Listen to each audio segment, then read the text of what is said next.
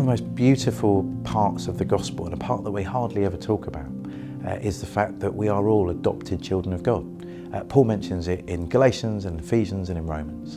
And so God dares to use this crazy metaphor that once we were somehow outside of God's family, we were broken, we were lost, we were vulnerable, we were sinful. And God didn't just forgive us, He didn't just rescue us, He invited us to become a permanent part of His family.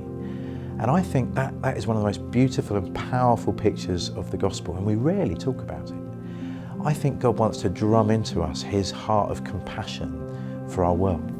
The love that we've received from God wasn't because of any qualities that we had. You know, God didn't have a shopping list of the kind of children He was looking to adopt. And so I believe the church has a responsibility to model this same kind of adopting grace to children that are waiting in the care system.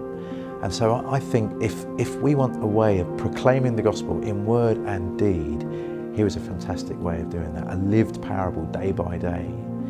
And so as we call the church to step forward to find a home for all these children that need it, we think the church family has a huge role to play. I know for us as an adoptive family, the rest of the wider church community have made a big difference to us. We have lots of foster aunties and uncles involved in our life. So when we bring kids to church from the care system, there are people that make a beeline for them right when they arrive and make sure they feel welcome. Or when there's a birthday party in someone's family, they get invited. And when it's Christmas or birthday or Easter or Valentine's Day, gifts are given. And so there are very practical ways that the wider church can make a difference. When we first were foster carers, we fostered a little baby straight from hospital. And every day members of our church would pop round with food ready for us, which was just a blessing.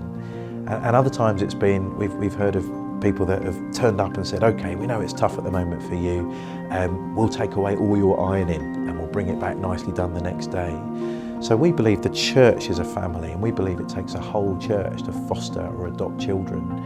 And that is a wonderful witness to the children, that they would know what the church is, not just in theory, not just on Sundays, but actually to social workers. When they see the love that Christians have for foster children and their families, that makes a huge impact.